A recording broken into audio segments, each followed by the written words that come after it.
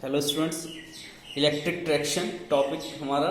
Electric traction क्या होता है? इस संकर्षण प्रणाली के अंतर्गत विभिन्न क्षमता के रेल इंजनों में एसी अथवा डीसी मोटरों का प्रयोग किया जाता है। इन मोटरों को विद्युत सप्लाई करने के लिए स्लाइड कॉन्टैक्ट की सहायता ली जाती है, जो ओवरहेड लाइंस, जो स्रोपरी लाइंस अथवा अतिरिक्त पटरी से विद्युत धारा प्राप्त करते हैं। इन स्रोपरी लाइनों को विद्युत ऊर्जा विभिन्न केंद्रों तथा उपकेंद्रों से भिन्न भिन्न उपयुक्त बिंदुओं पर प्रदान की जाती है। Advantage of electric traction. Advantage क्या क्या होते हैं? यह एक साफ सुथरी संकरण प्रणाली है, क्योंकि इसमें कोयला, डीजल आदि का प्रयोग नहीं होता है। इसमें कोयला, पानी तथा डीजल आदि का ना तो संग्रह करने की आवश्यकता होती है और ना ही बार बार भरने की आवश्यकता पड़ती है।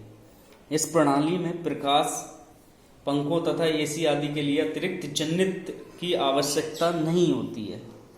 इसका स्टार्टिंग टॉर्क उच्च होता है। अगला पॉइंट, इसका त्वरण, अवमंदन तथा गति नियंत्रण अधिक प्रभावी तथा श्रेष्ठ होता है। ढाल में रीजनरेटिव ब्रेकिंग का प्रयोग करके ऊर्जा की बचत की जा सकती है।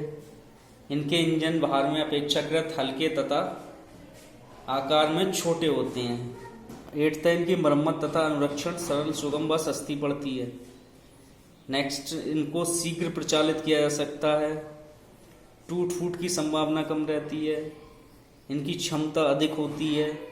इस प्रणाली में सहायक उपकरणों की आवश्यकता कम होती है। यह भूमिगत तथा मेट्रो रेलवे के लिए एक आदर्श प्रणाली है।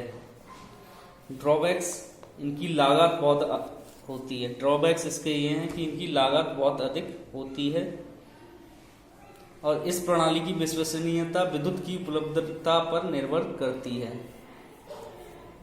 कई ड्रॉबैक्स हैं और एडवांटेज भी हैं, बट ये इको फ्रेंडली होता है और इससे हमें एफिशिएंसी ज़्यादा मिलती है, टूट फूट नहीं होती, पॉल्यूशन नहीं होता, ये सब चीज़ें होती हैं। ये मोस्टली हम इस ट्रैक्शन का यूज़ हम रेलवे डिपार्टमेंट में करते हैं।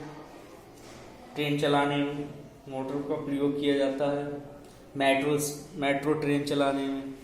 इसके बाद हम पढ़ेंगे आगे कि इलेक्ट्रिफिकेशन ऑफ ट्रैक। वैद्युत ऊर्जा से चलने वाली रेलगाड़ी इलेक्ट्रिक ट्रेन को चलाने के लिए संपूर्ण रेल पथ का विद्युतीकरण करना पड़ता है। इसके लिए रेल पथ के किनारे किनारे अलोंग द ट्रैक एक निश्चित दूरी पर विद्युत उपकेंद्रों, वितरण लाइनों तथा सिरोपरी उपकरणों का इंस्टॉलेशन करना पड़ता है। तो इसको वर्गीकरण किया गया है कितने में? 3 में। एक दिष्ट धारा प्रणाली, दूसरा प्रत्यावर्ती धारा प्रणाली और तीसरा सम्मिश्र प्रणाली।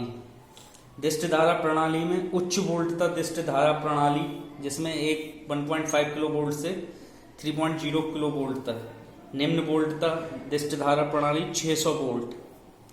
इसी तरीके से प्रत्यावर्ती धारा प्रणाली में आता है सामान्य आवृत्ति और निम्न आवृत्ति। सामान्य आवृत्ति में 50 हर्ट्ज का, निम्न आवृत्ति में 25 हर्ट्ज का।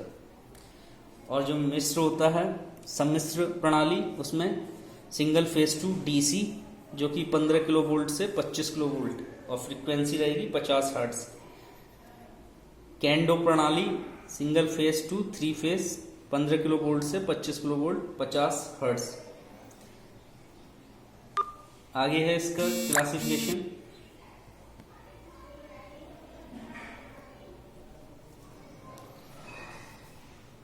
इसके आगे पढ़ेंगे हम नेक्स्ट लेक्चर में, और टर्म्स पढ़ेंगे इसके।